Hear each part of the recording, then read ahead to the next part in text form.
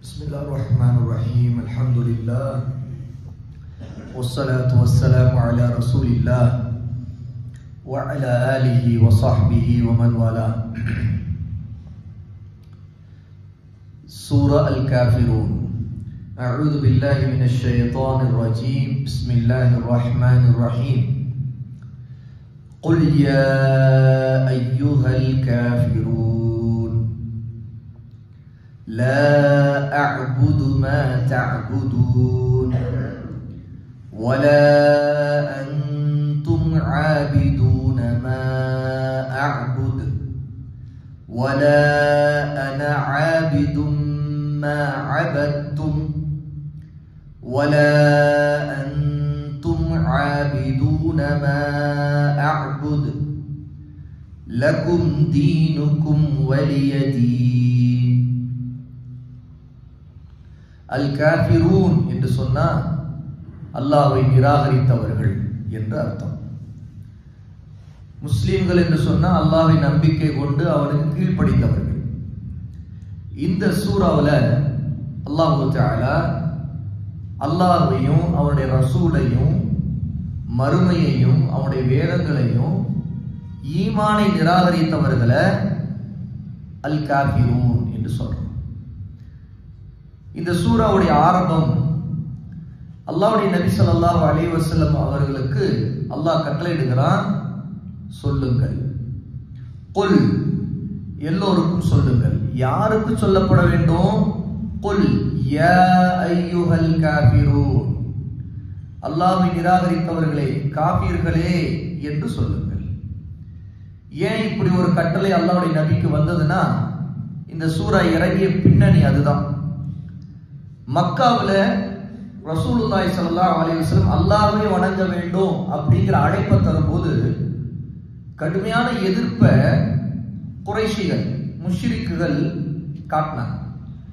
பலவிதமான எதிர்ப்புகளை காட்டி கொண்டிருந்தவங்க எல்லாமே தோல்வியில முடிகிறத பார்த்துட்டு ரசூல் ஸல்லல்லாஹு அலைஹி வஸல்லம் தாவாவை முடக்கவே முடியல அப்படிங்கிற ஒரு நிலையை பார்த்துட்டு ஒரு முடிவை ரசூலுல்லாஹ்வோட சொன்னாங்க. ஒரு விதத்துல ஒரு சமரசம், ஒரு காம்ப்ரமைஸ் முடிவுக்கு வந்தாங்க. என்ன சொன்னாங்கன்னா, முஹம்மத், நீங்க ஒரு வருஷம் நாங்க வணங்கிட்டு இருக்கிற இந்த சிலைகளை நல்லடியார்களை வணங்குங்க. ஒரு வருஷம் நீங்க யாரை மட்டும் வணங்கணும்னு சொல்றீங்களோ அவனை நாங்க வணங்குறோம். ஒரு வருஷம் அல்லாஹ்வை நாங்க வணங்குறோம், ஒரு வருஷம் நீங்க இதையெல்லாம் வணங்குங்க. நமக்குள்ள ஒரு சமரசத்துக்கு வருவோம். இப்படியே நமக்குள்ள சண்டை இருந்துகிட்டே இருக்குது, இது முடிவுக்கு வராம இருக்குது. அவங்க ரெண்டு பேரும் ஒரு விதத்துல இந்த சமரசத்துக்கு வந்தோம்னா, நாங்களும் நீங்க வணங்குறவரை வணங்குறோம், நீங்களும் நாங்க எதெல்லாம் வணங்குறோமோ அதை வணங்குங்க அப்படின்னு கேட்டாங்க.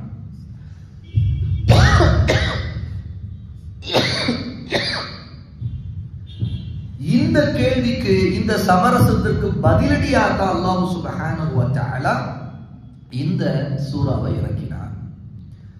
அப்போ இந்த கேள்வி, இந்த சமரசத்தை முன்வைத்தவங்க யாரு? காஃபிர்கள், குறைஷிகள்.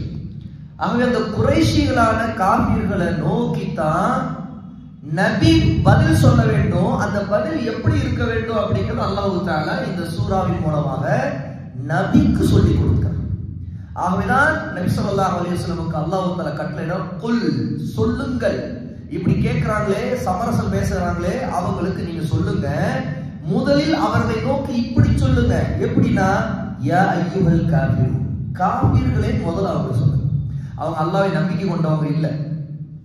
ஆனா அவங்க சொன்னாங்க, அல்லாஹ் நாங்களும் வணங்குறோம்னு சொன்னாங்க. அவங்க மறுக்கலாரு.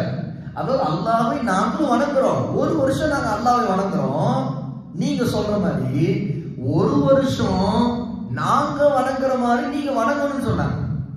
அப்போ அல்லாஹ்வை வணங்குகிறோம்னு சொன்ன அவங்கள அல்லாஹ் தஆலா என்ன காரணத்தை வச்சு காஃபிர்கள் சொல்றான் அப்படின்னா, ஒரு வருஷம் நாங்க வணங்குற மாதிரி நீங்களும் வணங்குன்னு சொல்றாங்கல்ல, அப்படி அழைப்பு கொடுக்கிற அவங்க தான் முதல் காஃபிர்கள்.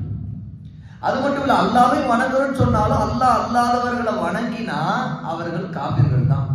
அவங்க கூப்பிட்டாலும் சரி கூப்பிடாட்டாலும் சரி, அவங்க ரசூலுல்லாஹ்வோட பேசின மாதிரி பேசினாலும் சரி பேசாவிட்டாலும் சரி. ஏன்னா ஒருவர் காஃபிர் ஆகுவதற்கு காரணம் அவரோட குஃப்ர் இருக்கிறவர் தான். குஃப்ருங்கிறது ஒருத்தர் வெளிப்படைய வாய் திறந்து நிராகரித்தால் மட்டும்தான் குஃப்ர் நினைச்சிடக்கூடாது. அவர் வாய் திறந்து நிராகரிக்காவிட்டாலும், மற்றவர்களை அந்த குஃப்ரின் பக்கம் அழைக்காமல் இருந்தாலும், அவருடைய வணக்கங்கள் அல்லாஹ் அல்லாதவர்களை வணங்குவதாக இருந்துச்சுன்னா அவரிடம் குஃப்ர் இருக்குது. அவர் அதை கொள்கையாக கொண்டிருக்கும் பொழுது, இஸ்லாமை ஏற்காத நிலையில் இருக்கும் போது, இஸ்லாமுடைய அடிப்படைக்கு முரணா இருக்கும் பொழுது அவர் காஃபிராக ஆயிடுவார். பொதுவா இந்த இடத்துல இந்த காஃபி என்ற வார்த்தைக்கு கொஞ்சம் தெளிவு தர வேண்டியது. சிலர் என்ன ஒரு நூதனமா ஒரு பிதத்தான ஒரு கொள்கைய சில நேரங்களில் சொல்ல ஆரம்பிக்கிறாங்க. இந்த சமரச கொள்கை தான் அதுக்கு காரணம். ஒருவரை அவர் முஸ்லிம் இல்லைங்கிற காரணத்துக்காக காஃபி சொல்லக்கூடாது அப்படிங்கிறாங்க. ஏன் அப்படின்னு கேட்டா, நாம தாவா கொடுக்கணும். தாவா கொடுத்து அதுக்கு பிறகு அவருக்கு சொல்லப்பட்ட பிறகு அவர் நிராகரித்தால் மட்டும்தான் அவர் காஃபிரு. அப்படியா? சரி, அதுக்கு முன்னாடி வரைக்கும் அவர் என்னன்னு சொல்லணும்? நான் முஸ்லிம் சொல்லணும். நான் முஸ்லிம், நான் முஸ்லிம் யாருன்னு கேட்க வேண்டியதா இருக்கு. நான் முஸ்லிம் தான் யார்? அவர் கைர் முஸ்லிம், முஸ்லிம் இல்லைன்னு சொல்லணும். முஸ்லிம் இல்லைன்னா யாரு வருது? காஃபிர். முஸ்லிம் இல்லைன்னா காஃபிர். அதாவது இது ஏன் இந்த மாதிரி ஒரு சிந்தனை எல்லாம் விதத்தா மக்கள்கிட்ட வருதுன்னு கேட்டா, அடிப்படையான அகீதா குறித்த குஃப்ரு குறித்த சட்டம் தான் விளங்காது. இன்னும் நிறைய பேர் நினைக்கிறாங்க என்னன்னு கேட்டா, ஒரு முஸ்லிம் குடும்பத்துல பிறந்துட்டாரு அவர் காஃபிரே ஆக மாட்டாரு. ஒருத்தர் 5 வேளை தொழுதுட்டு இருக்காரு, அதனால அவர் காஃபிரே இல்லை. அல்லாஹ் தான் அறிவான். 5 வேளை தொழுதுட்டு இருக்கிறவங்க கூட மார்க்கத்துக்கு வெளியேறியவனாக சில நேரத்தில் ஆகிவிடலாம். அது ஆய்வுக்குரிய விஷயம். அதனாலதான் நம்ம யாரையும் ஒரு முஸ்லீம் சில குஃப்ரான காரியங்களை பண்ணும்போது கூட இது குஃப்ருன்னு அந்த செயலை குஃப்ருன்னு சொல்லுவோம், இது குஃப்ரான காரியம் சொல்லுவோம். அவரை காஃபிர்னு சொல்ல மாட்டோம். ஏன்னா அவர் அறிந்து செய்தாரா, அறியாமல் செய்கிறாரா, பிடிவாதத்தில் செய்கிறாராங்கிற விஷயத்துல அது ஆய்வுக்குரிய விஷயம். அது கல்வியாளர்கள், அறிஞர்கள் அதை முடிவு செய்வாங்க. அவருடைய கொள்கை ரீதியான பல நிலைப்பாடுகளை ஆய்வு செய்துட்டு தான் அவரை குறித்து தீர்ப்பளிப்பாங்க. அவர் மனம் மாறிவிட்டவரா, முர்த்தத் ஆகிவிட்டாரா இல்லையா? முர்த்தத் ஆகிவிட்டார்னா அவர் முர்த்ததுன்னு சொல்றது போல அவர் காஃபிராவும் ஆகிறார். ஆனா ஒருத்தர் வெளிப்படையில் இஸ்லாம் ஏற்றுக்கொண்டவரா இருக்காரு, 5 வேளை தொழுகிறாரு, நோன்பு வைக்கிறாருன்னா நாம ஒரு முஸ்லீம் என்றுதான் சொல்லுவோம். ஆனாலும் அவருடைய குஃப்ரு ஒருவரை இஸ்லாமிலிருந்து வெளியேற்றுகிற அளவிற்கு பெரியதாக இருக்கு அப்படின்னா அப்ப நிச்சயமா காஃபிர் தான். அல்லது அவரை எப்படி சொல்லுவோம்? முர்த்தத் ஆயிட்டாருன்னு சொல்லுவோம். ரெண்டும் ஒன்றுக்கொன்று நெருங்கியதா இருக்கும். உதாரணத்துக்கு காதியானி, காதியானிங்கிற கூட்டம் 5 தொழுகிறவங்க தான், குர்ஆன் ஓதுறவங்க தான், ஹதீஸ்ல ஏத்துக்கிறவங்க தான், நோன்பு வைக்கிறவங்க தான், ஆனாலும் ஜக்காத்து கொடுக்கிறவங்க தான். ஆனாலும் அவர்கள் முர்த்ததுகள், காஃபிர்கள். ஏன்? அவங்க ரசூலுல்லாஹ்வுக்கு பிறகு நபிமார்கள் வருவாங்க நம்பவும் செய்யறாங்க. மிர்சா குலாம் முகமதுங்கிற ஒருவனை, காதியானி பஞ்சாப்ல பாகிஸ்தான்ல பிறந்த ஒருவனை அவங்க நபின்னு நம்பவும் செய்யறாங்க, ரசூல் நம்பவும் செய்யறாங்க. இன்னும் ஈசா அலைஹிஸ்ஸலாம் வர இருக்கின்ற ஈசாவாக இருக்கிறவர் அவர் தான், அவர் வந்துட்டாரு, மஹ்தி அவர் தான். மஹ்தி அவர் தான் சொன்னா கூட அது ஒரு விஷயம். ஆனா நபியாக வந்து விட்டார் அப்படின்ட்டு ரசூலுல்லாஹ்வுக்கு பிறகு நபித்துவம் உண்டு அப்படின்னு நம்பிக்கை கொள்ற ஒரு கூட்டம் தான் காதியானிகள். அதுக்காக அவங்க லா இலாஹ இல்லல்லாஹ் முஹம்மது ரசூலுல்லாஹ் சொல்றாங்கன்றதுக்காக அவங்க முஸ்லீம் சொல்லப்படாது. ஆகவேனா உலமாக்கள் மிக தெளிவா அவர்கள் விஷயம் தீர்ப்பளித்தால் இவர்கள் முர்த்ததுகள், இவர்கள் காஃபிர்கள் அப்படின்னு. ஏன்னா அவ்வளவு தெளிவா வெளிப்படையா அந்த குஃப்ரு உறுதி ஆயிடுச்சு. அப்போ குஃப்ரு உறுதியான பிறகு ஒரு காதியானி அந்த கொள்கையில இருக்கிறான்னு, அவன் மக்களை அழைச்சாதான் காஃபிரு, அல்லது அவனுக்கு சொல்லப்பட்ட பிறகு அவன் நிராகரித்தால் மட்டும்தான் காஃபிருன்னு சொல்ல மாட்டான். அவன் காஃபிராகிவிட்டான். அப்ப சிலைகளை வணங்கி கொண்டிருக்கிற ஒருத்தரை அவர் ஒரு காஃபிர்னு சொல்ல வேணாம், நான் முஸ்லீம்னு சொல்லுங்க. ஏன்னு கேட்டா அவருக்கு நம்ம தாவா கொடுத்தோமா, அவருக்கு தெரியுமா, இஸ்லாம்ங்கிறது என்னன்னு தெரியுமா? தௌஹீதை சொன்னோமா? சொல்லலையே. சொல்லி அவர் இல்லைன்னு ஏற்க மாட்டேன்னு சொன்னா மட்டும்தான் காஃபிர் சொல்லணும் அப்படிங்கிறது ஒரு பிதஅத்தான கொள்கை. இன்னைக்கு அந்த கொள்கையை ஒரு சிலர் இதே சமரசங்கிற அடிப்படையில தான் ஒருத்தர் காஃபிர் சொல்றதுக்கு முஸ்லிம்களுக்கு காஃபிரை பற்றி காஃபிர் சொல்றதுக்கு ஒரு முஸ்லிம்களுக்கு தயக்கம் வர்ற அளவுக்கு மார்க்கத்துல தீன்ல இந்த சமரச கொள்கை பெரிய தாக்கம் செலுத்துது. அதாவது ஒருத்தர் காஃபிர் சொன்னா என்ன, அது நல்லா இருக்குதா அப்படிங்கிற அளவுக்கு ஒரு பயம். முஸ்லீம காஃபிர் சொல்றதுலதான் அந்த பயம் இருக்கும். ஏன் ரசூல் ஸல்லல்லாஹு அலைஹி சொன்னாங்க, ஒரு முஸ்லிமை நோக்கி காஃபிர் சொல்லப்பட்டு அவர் காஃபிராக இல்லை என்றால் அந்த வார்த்தை சொன்னவருக்கே திரும்பும், சொன்னவர் நோக்கியே திரும்புமா, அவ்வளவு பயப்படணும். அப்ப ஒரு முஸ்லீம்ங்கிறவரு இன்னொரு முஸ்லீமா காஃபிர் சொல்றது ரொம்ப பயப்படும். அந்த ஹதீஸே ஒரு ஆதாரம், காஃபிர காஃபிர் தான் சொல்லணும். ஏன்னா முஸ்லீமா சொல்ற குறித்து ரசூல் எச்சரிக்கை செய்யறாங்க. அப்ப முஸ்லீமை சொல்லுற விஷயத்துல அந்த முஸ்லீமை சொல்றது ரொம்ப யோசிக்கணும். அவன் காஃபிர் சொல்றது அவ்வளவு சீக்கிரம் சொல்ல முடியாது நம்ம யாரையும். அது ஆய்வுக்குரியது. உண்மையிலே காஃபிர் ஆயிட்டான்.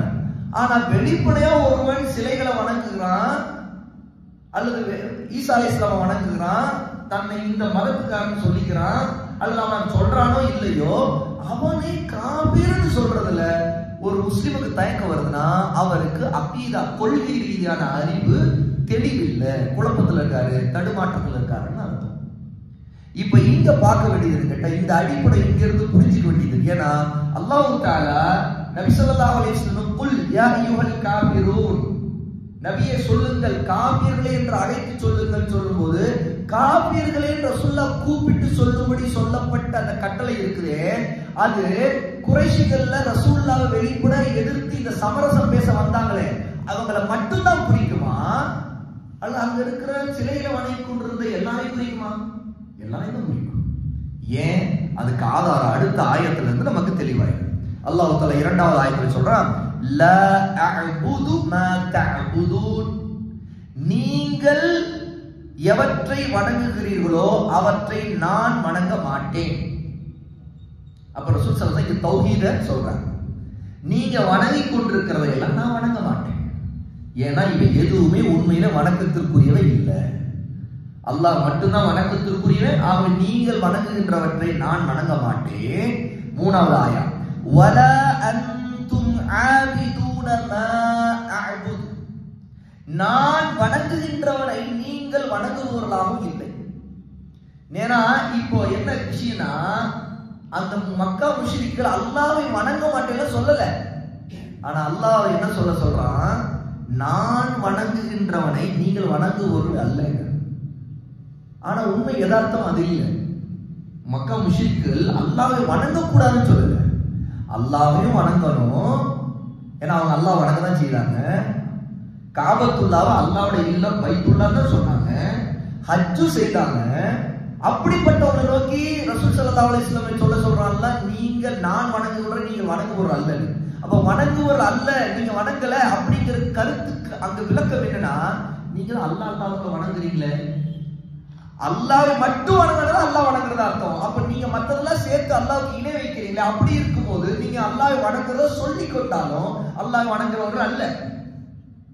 இது இன்னைக்கு நம்ம வெளியே பார்க்கிற மற்ற மதத்தவர்களையும் அந்த வார்த்தைக்குள்ள அடங்கிடும். ஏன்னு கேட்டா எத்தனையோ இந்துக்கள் கிறிஸ்தவர்கள் எல்லா கடவுளையும் நான் வணங்குவீங்கன்னு சொல்றவங்க இருக்காங்க. தவறாம நோன்பு காலத்துல நோன்பு வைக்கிறவங்க எவ்வளவு இந்துக்கள் இருக்கிறாங்க. அப்படி அவங்க ஒரு கோயில்ல அதுக்கு மாலை போட்டு யாத்திரை போறவங்க ரமதான் மாதத்துல அதே யாத்திரையில இருந்துகிட்டு நோன்பு வைக்கிறவங்க இருக்கிறாங்க. அப்ப அல்லாஹ் வணங்குறதுக்கு அவங்க ஆசை இருக்குதா இல்லையா? அல்லாஹ் வணங்குறதுக்காக நோன்பு வைக்கிறாங்களா இல்லையா? ஆனா அல்லாஹ் வணங்குறவர்களா? அல்ல. ஏன்னா அல்லாஹ்வை வணங்குவது என்று சொன்னா அல்லாஹ் அல்லாதவர்களை வணங்காமல் இருப்பதா இருக்கு முதல்ல அர்த்தம். அல்லாஹ்வை வணங்குவேன், அல்லாஹ் அல்லாதவர்களை வணங்குவேன்னா ஒருத்தர் அல்லாஹ்வை வணங்கியவர் அல்ல.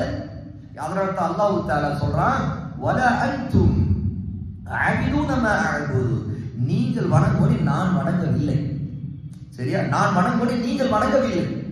அப்போ இங்க வணக்க இபாதத்துக்கு அல்லாஹ்வுக்கு மட்டும்தான் உரியது. அல்லாஹ் அல்லாதவங்களை வணங்கினா ஒருத்தர் அல்லாஹ்வை வணங்கல அப்படிங்கிறது உறுதி செய்யப்படுது. நான்காவது ஆயா, வலா அன ஆபிதும் மா அபத்தும், நீங்கள் வணங்குகின்றவற்றை நான் வணங்குவோனாக இல்லை. இது என்னன்னு கேட்டா, இந்த ஆயத்தை இந்த சூறாவை கவனிச்சா சொல்லப்பட்டதுக்கு திரும்ப திரும்ப சொல்லப்படும் பதில். உண்மையிலே இது முன்னாடி அல்லாஹ் தஆலா சொல்லிட்டான், நபியை சொல்லிட்டான். ரொம்ப அடுத்த திரும்ப சொல்லப்படுது, நீங்கள் வணங்கியவற்றை நான் வணங்குவோனாக இல்லை. நீங்க இதெல்லாம் வந்து நான் வணங்க மாட்டேன். வலா அன்தும் ஆபிதுன மா அஅபுது, திரும்ப நான் வணங்குகின்றதை நீங்கள் வணங்குபவர்களாகவும் இல்லை. என்னதான் இந்த விஷயம் அப்படின்னா, கடைசியில் லக்கும் தீனுக்கும் வலிய தீன், உங்களுடைய வணக்கத்திற்குரிய கூலி, உங்கள் செயலுக்குரிய கூலி உங்களுக்கு கிடைக்கும், நான் செய்தவருக்கு கூலி எனக்கு கிடைக்கும். இப்ப இங்க விஷயம் என்னன்னு கேட்டா, குஃப்ரு அதுதான் அவங்களுடைய மதம், அவங்களுடைய தீன், அவருடைய லக்கும் தீனுக்கு, உங்களுடைய தீன் உங்களுடையது. நீங்கள் எதை தீனாக நம்புறீங்களோ அந்த குஃப்ரு உங்களுடையது.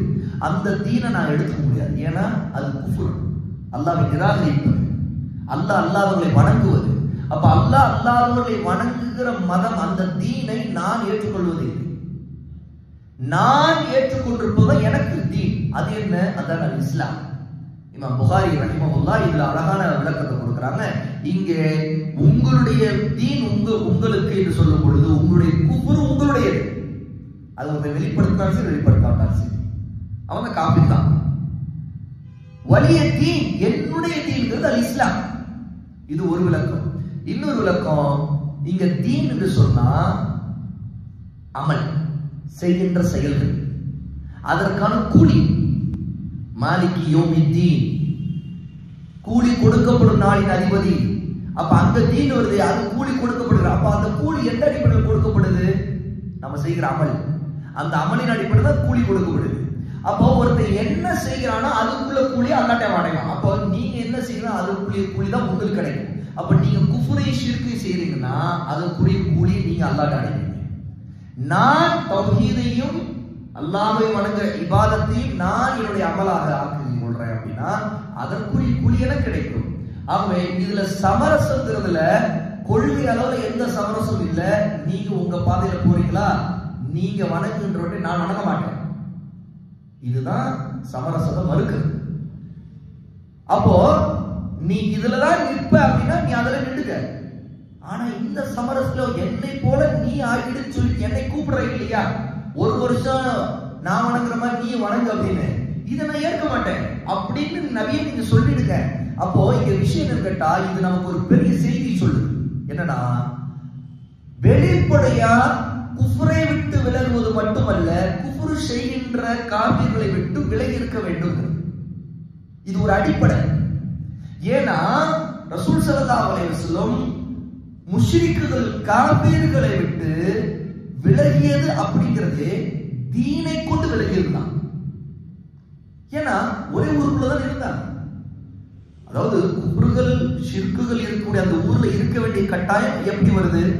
ஏன்னா அவர்களுக்கு தாவா கொடுக்கணும் இருக்காங்க, அல்லாஹ்வின் பக்கம் அவங்களை அழைக்கணும் இருக்காங்க, தௌஹீதை எடுத்து சொல்லணும் இருக்காங்க. அப்ப ஒருவர் முஷ்ரிக்குகளோட இருக்க வேண்டிய தேவை ஒன்று வந்தா அந்த ஷிர்க்கை எதிர்க்கிறதுக்கும் குஃப்ரை எதிர்க்கிறதுக்கும் அவங்களை அல்லாஹ்வின் பக்கம், இஸ்லாமின் பக்கம், தௌஹீதின் பக்கம் அழைக்கிறதுக்காக தான் அங்க இருக்க வேண்டும்.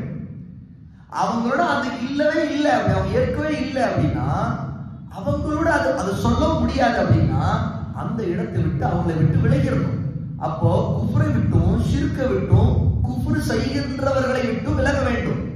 அப்ப ஏன்னு கேட்டா, நாம ஒன்னும் அவங்க வணங்குறத வணங்க போறது இல்லை, அவங்களும் அல்லாஹ்வை மட்டும் வணங்க போறது இல்லை அப்படின்னு ஆன பிறகு அப்புறம் என்ன, கூடி குழவி அவங்களோட சுத்தி பழகி நட்பு கொண்டு அதனுடைய தேவை என்ன? ஒரு தேவை இல்லையே. ஏன்னா மார்க்கத்தை பொறுத்த வரைக்கும் ஈமான் கொண்டவர்கள் மட்டும்தான் இஹ்வான். இன்னமல் முஃமினூன இஹ்வான். நிச்சயமா அல்லாஹ்வை ஈமான் கொண்டவர்கள் மட்டும்தான் சகோதரர்கள்.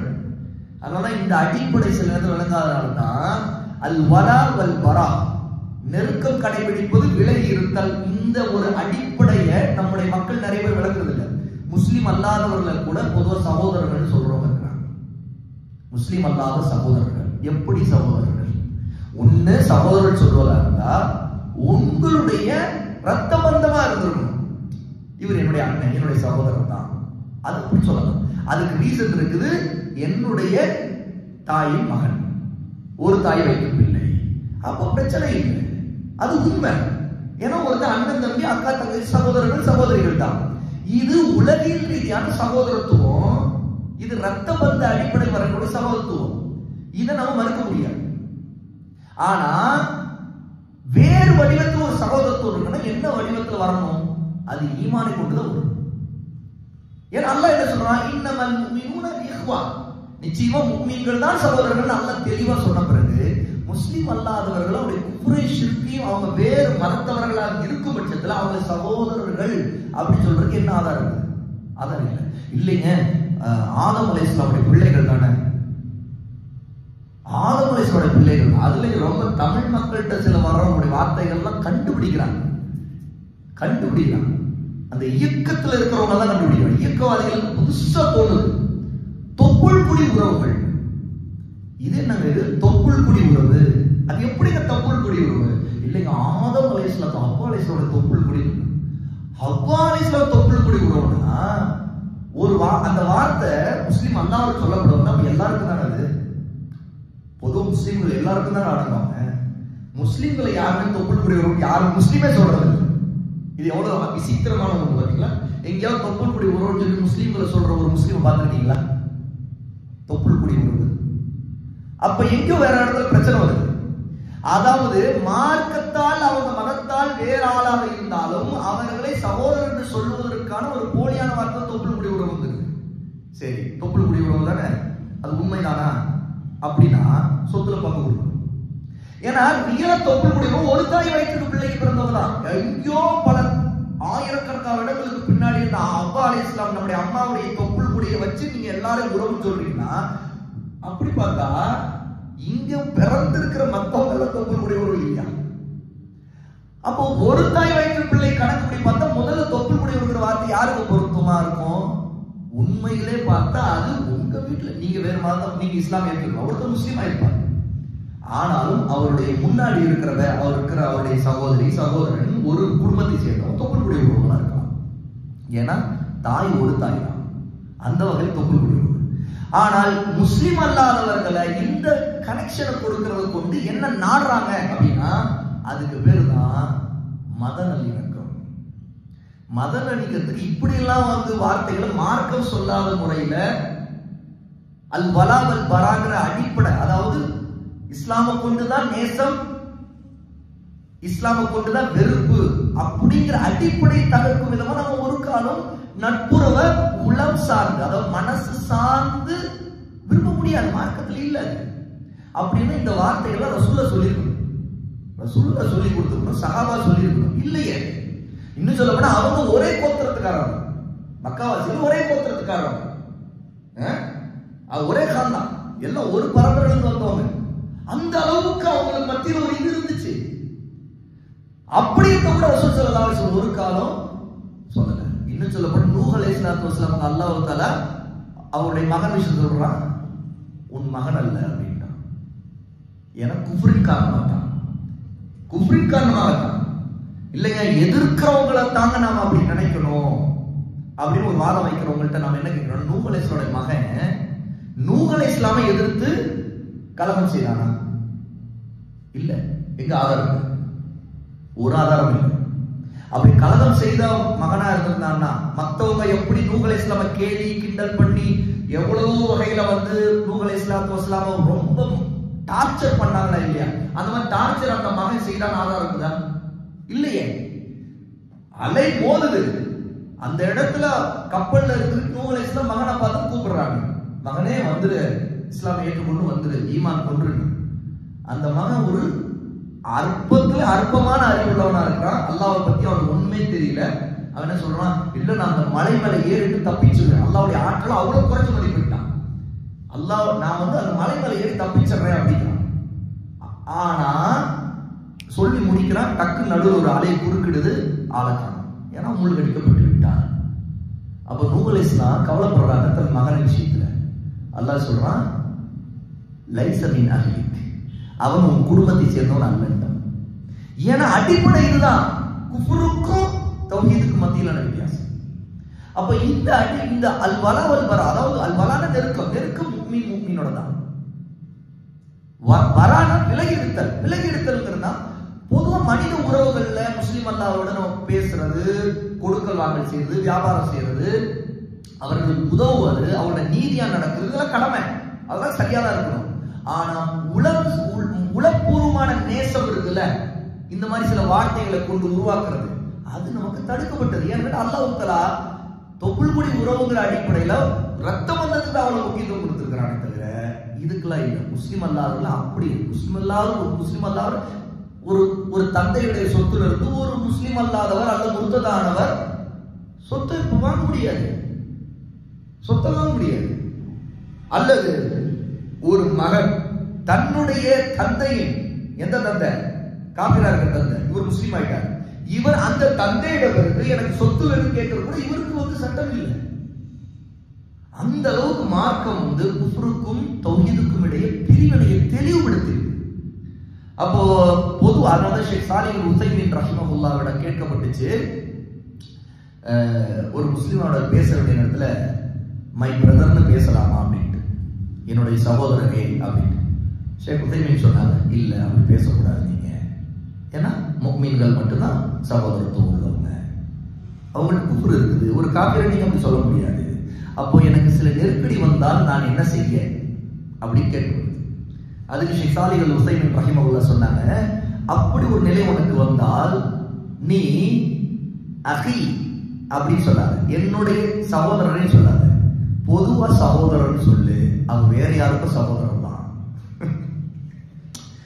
மை பிரதர் சொல்லாத, பொதுவான பிரதர் சொல்லு. அந்த பிரதர்ங்கிற வார்த்தை அவர் வேற யாருக்கும் பிரதர்ங்கிற அடிப்படையில் பொதுவாயிடும். நீ மை பிரதர் சொல்றேன்னா அப்ப அந்த கருத்து என்ன கேட்டால் அது குஃப்ருல உள்ள ஒருத்தனை, ஒரு காபிரை நீ உன்னுடைய சகோதரன் சொல்றேன்னு அர்த்தமாயிடும். ஆக அந்த வார்த்தையை தவிர்த்து விடு அப்படின்னு சொன்னாங்க ஷேக் உஸைமீன். இது அவருக்கு தேவை நிமித்தம் வந்துச்சுன்னா. ஆகவே அந்த அளவுக்கு மார்க்கத்துல குஃப்ருக்கும் தௌஹீதுக்கும் இடையே, அந்த குஃப்ர் செய்கிறவர்களுக்கும் தௌஹீதை ஏற்றுக்கொண்டவருக்கும் இடையே பெரிய ஒரு தடுப்பு இருக்குது. அது மார்க்கம் ஏற்படுத்திருக்கு. அதை லக்கும் தீனுக்கும் வலியதுக்கு சொல்லிக் கொடுக்குது. உனக்கு நீ செய்கின்றதுக்கான கூலி, எனக்கு நான் செய்கிற கூலி. அப்படி இருக்கும்போது நீயும் நானும் வேற தெளிவாக சரியா? அப்படி இருக்கும்போது தொப்புள் குடி உறவு நாங்கெல்லாம் அப்படி இப்படி சொல்றது அதெல்லாம் இல்லை. ஆனா நாம் ஆணுடைய பிள்ளைகள் அல்லாஹ்வுக்கு முன்பு எல்லாரும் படைப்பால் சமம் அப்படிங்கிற அடிப்படையை சொல்றவங்க தான். ஏன்னா ஜாதி வேறுபாடுகள் மலிஞ்சிருக்கிற இந்த நாட்டுல ஒரு தலித்தோ தாழ்த்தப்பட்ட மக்கள் மத்தியில் இருக்கிறவங்களையோ நம்ம இஸ்லாம் சொல்லுவோம், இஸ்லாம் சமத்துவத்தை சொல்லுங்கிற ஒரு காரணத்துக்காக நம்ம இந்த கருத்து சொல்றோம்னா அது சரிதான். ஆனா அந்த கருத்துல உள்ள வரம்பை கடைபிடிக்கும். எப்படி இஸ்லாம் ஜாதி வேறுபாடை ஏற்படுத்தல, தலையில இருந்து ஒருத்தன் மகன்தான், நெஞ்சில இருந்து ஒருத்தன் பிறந்தான், வயிற்றுல இருந்து ஒருத்தன் பிறந்தான், காலில் தொடையில இருந்து ஒருத்தன், அல்ல காலில் இருந்து ஒருத்தன், இப்படிங்கிற உயர்வுதால இஸ்லாம் கற்பதில் எல்லாரும் ஆதமுடைய பிள்ளைகள். அப்ப ஆதமுடைய பிள்ளைகள் அடிப்படையில் நீங்களும் ஆதமுடைய பிள்ளை தாங்க, நாங்களும் ஆதமுடைய பிள்ளைகள் தாங்க, நாங்க நீங்கிற அங்கே பிரிச்சு சொல்லி ஆகணும். பாயிண்ட் என்ன? நீங்களும் ஆதமுடைய பிள்ளை தான், நாங்களும் ஆதமுடைய பிள்ளை, நீங்களும் அல்லாஹ்வை தான் வணங்கணும், நாங்களும் அல்லாஹ்வை தான் வணங்கணும், நாங்களும் நீங்களும் அல்லாஹ்வை தான் வணங்கணும். அப்போ அல்லாஹ் தான் நம்மை படைத்தான்ங்கிற கருத்து சொல்ற இடத்துல நீங்க தனி இல்ல, நீங்க அல்லாஹ்வால் படைக்கப்பட்டோம்னு சொல்லணும். ஆனா அந்த இடத்துல நீங்க எங்களுடைய சகோதரர்கள் தான் அப்படி சொல்றதுக்கு அர்த்தம் இல்லை. ஏன்னு கேட்டா அப்படி சொல்வதா இருந்தா ஒருத்தர் உண்மையிலே அவர் குடும்பத்தை சார்ந்தவராக இருந்தா என்னுடைய சகோதரர் சொல்லலாம். எங்கேயோ யாரோ ஒருத்தரை சகோதரர் சொல்றதுக்கு இங்கே இஸ்லாம் அடிப்படையில அனுமதிக்கலைங்கிறதையும் நாம இங்க புரிந்து கொள்ளணும். அவ இந்த சூராவுடைய ஆழமான கருத்துக்கள்ல இவ்வளவு விஷயங்கள் இருக்கு. இதை ஓதும் போது குல் காஃப கரெக்டா சொல்லணும், குல் குல் சொல்லக்கூடாது, குல் யா கொஞ்சம் நீட்டணும், யா ஐயுஹல் ஐயுஹல் காஃபிரூன் காஃபிரூன், லா கொஞ்சம் நீட்டணும், அஅபுது அஅபுது மா தஅபுதூன், ஐன் சரியா சொல்லணும். ஏன்னா இந்த இடத்துல அஅபுது மா தஅபுதூன், தஐ தஅபுதூன், வலா அந்த இடத்துல இக்ஃபா, அந்த நூன் சாக்கின, நூனுக்கு மேல இருக்கிற சுக்கூன் உள்ள அந்த நூனை அன்னு சொல்லக்கூடாது, மூக்கால மறைச்சு அன்தும் ஆபிதூன மா அஅபுது நிறுத்தும் போது சுக்குன் வச்சு கல்கலாவோட அஅ்புத் என்று நிறுத்தணும். வலா அன அன ஆபிதும் ஆபிதும் இருக்கு, அது அடுத்து மா வருது, அதை சேர்த்து ஓதணும். ஆபிதும் மா அபத்தும் அபத்தும், அந்த இடத்துல ஓதும் போது அபத்தும் அப்படின்னு நிறுத்தணும். வலா அன்தும் ஆபிதுன மா அஅ்புத் லக்கும் தீனுக்கும் வலிய தீன். அதுல தஜ்வீதுடைய பெரிய சட்டங்கள்லாம் இல்லை, அதை சரியாக லக்கும் தீனுக்கும் தீனுக்கும் வலிய வலிய தீன் என்று முடிக்கணும். ஆகவே இது சரியான முறையில் புரிஞ்சு ஓதக்கூடியவர்களாக, சரியான குஃபரை பற்றியும் தௌஹீதை பற்றியும் சரியான அறிவுள்ளவர்கள் அல்லாஹ் நம் அனைவரையும் ஆக்குவானாக. வ ஆகிரு தஅவானா அல்ஹம்துலில்லாஹி ரப்பில் ஆலமீன்.